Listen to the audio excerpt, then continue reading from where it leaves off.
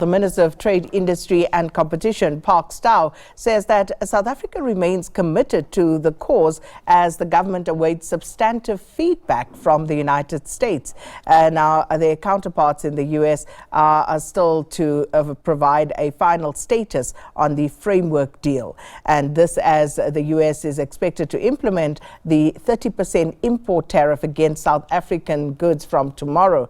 And while visiting the BMW Rosslyn plant earlier this week, President Cyril Ramaphosa remarked that the auto manufacturing industry is under growing pressure, with new tariffs from the United States expected to have a significant impact on the sector. But for more analysis on this matter in its entirety, we're joined virtually now by Chris Hattingh, Executive Director at the Center for Risk,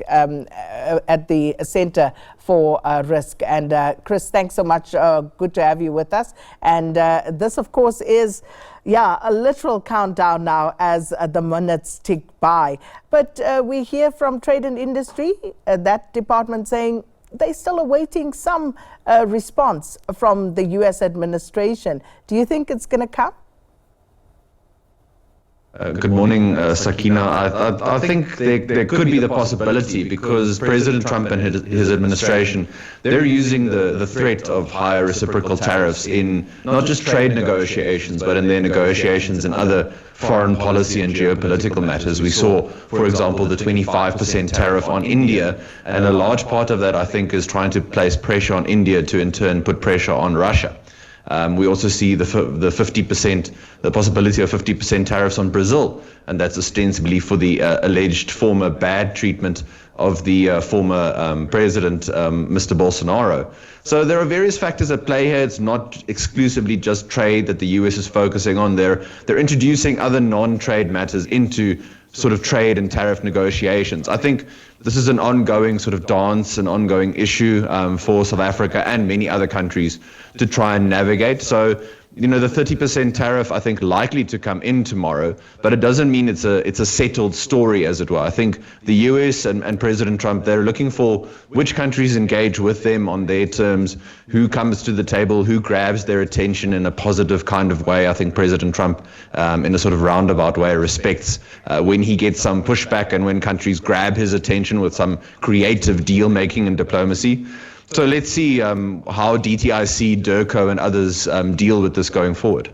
And speaking of, how Trump has approached this, if we look at the BRICs countries in particular, seemingly rather aggressive towards them, Chris, as you pointed out there, he seems to be playing on allegiance pressure with some of the countries, but it is clear that there is also concern over dollar hegemony for Donald Trump, but also looking at geo-economic competition with a country like China.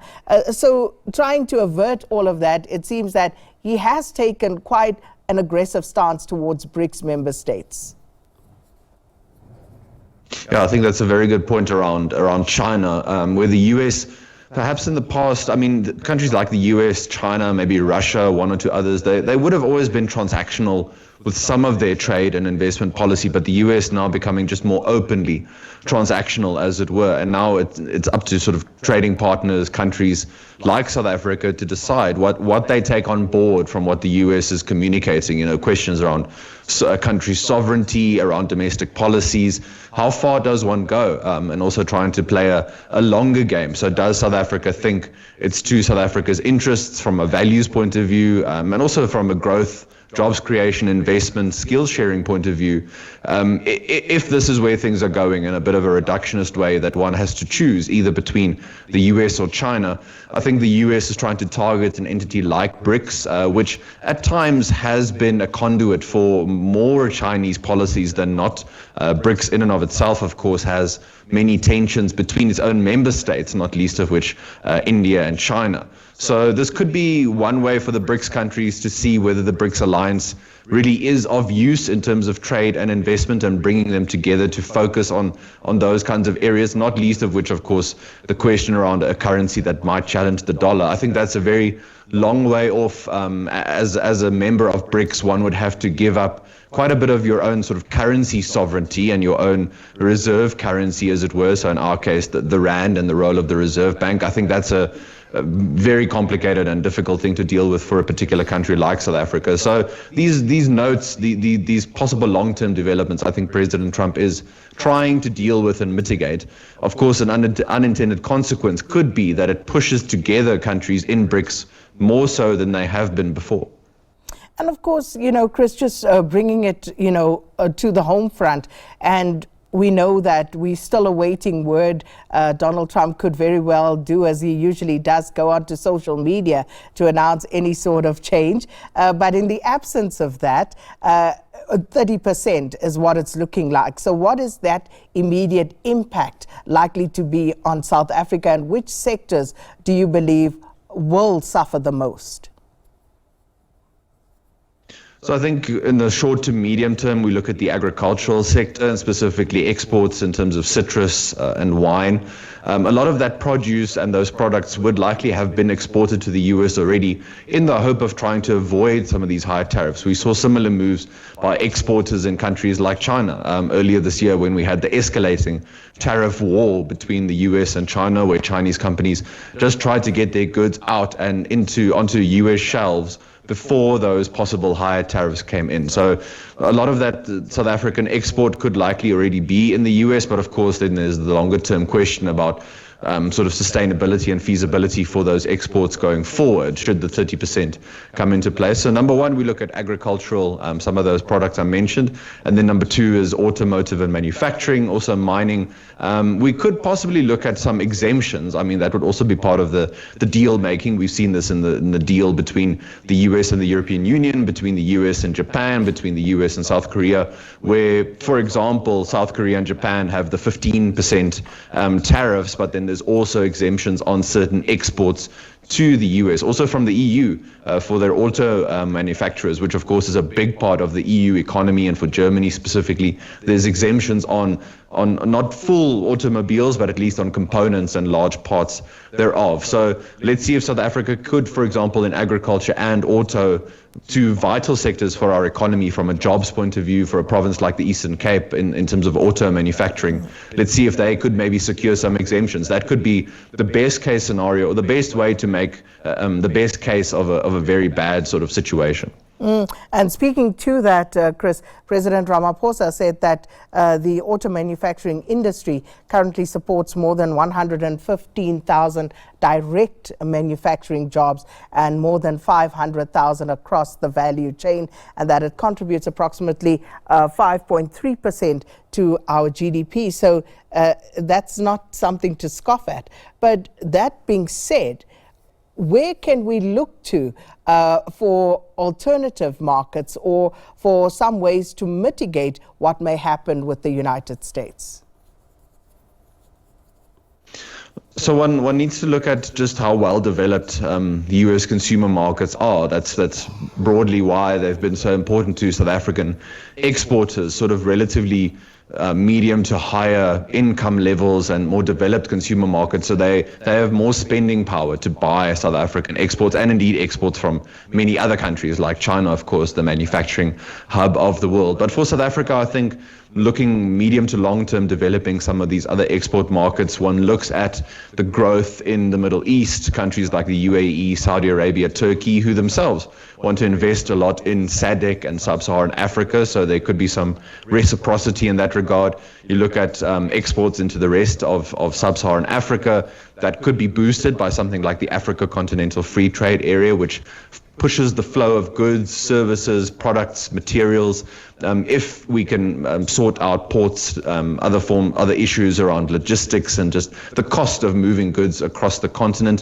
One can also look at places like Indonesia, Southeast Asia, and then Europe, and indeed Western and Eastern Europe for South Africa, as well as Latin America. So there you have possibly longer transport times and therefore longer transport costs, but you do have areas of more stability and predictability. The EU ambassador to South Africa earlier this year, when the sort of first moves were emanating from Washington, referred to South Africa as a reliable and predictable trading partner and partner more broadly. I mean, that kind of language is quite pointed in the current sort of diplomatic geopolitical context. So I think there's a big gap here for South Africa and the EU to develop lots of these trade and investment ties for the medium to long term. This sort of thing, I mean, changing supply chains and value chains does take a while. I don't want to pretend it can happen overnight, but one plans for these scenarios, and you try and hedge as well as possible, that you don't just put all of your eggs in one basket, which in this case is the US. But the US does remain very important for South African exports. So let's see if at least tariffs can be mitigated somewhat. And as you say, Chris, there may be some unintended consequences that may emanate from these tariffs imposed by Donald Trump's administration. But what we tend to be inward looking in terms of how this is going to affect us. But there is another narrative, which is how this is likely to impact the United States and their economy and people doing business over there. And, just looking at that scenario, again, in the long term, in the short term, there may be, hopes for certain gains. But how does this look for them in the long term? So just I guess a basic rule of economics is tariffs. Tariffs are just another form of tax. So if a country imposes a tariff, if we as South Africa imposed a tariff on solar panels, on imports of solar panels into South Africa, South African consumers and businesses pay a higher cost for those goods, bringing them in. So even, let's say, South Africa gets the 30% and the 10% for being aligned with BRICs policies, so-called, then U.S. consumers and businesses, they could still buy and obtain those South African exports. They would just need to then pay more. So it's also up to them to then, from a value point of view, from a quality point of view, to decide where they still get the produce, for example, talking about the agricultural point, or do they decide it's too expensive and too costly for them to still buy. The immediate impact just for the US economy has been higher revenue collection in terms of tariffs, so it's helped a little bit in terms of sort of tax collection, helping the Federal Reserve and the debt situation in the US, which has been mounting for many years now. It's not just been a Trump administration or a Biden administration before Trump. It's been coming for many, many years. But we're looking at more uncertainty for US consumers and businesses. How do they deal with their own reliance on many imports from countries like China, South Korea, Japan, where the US is so integrated with the global economy, with the European Union? That affects your medium to long-term business planning, your investment planning, your trading relationships, your other investment skills relationships, how you mitigate and deal with the potential shock to those. So we're looking at possibly the sort of global supply chains shifting more away from the US, but it's not going to happen overnight. And for those US consumers and businesses who are so reliant on the global economy, who have enjoyed a higher standard of living because the US is able to import so many manufactured goods from a more cost-effective point of view, this could affect their quality of life in the sort of medium to longer term. Chris, a pleasure. Thank you so much. Chris Hattingh, Executive Director at the Center for Risk Analysis, giving us his perspective on the United States 30% import tariff that is expected to be implemented from tomorrow, with South Africa still hopeful that there may be a deal.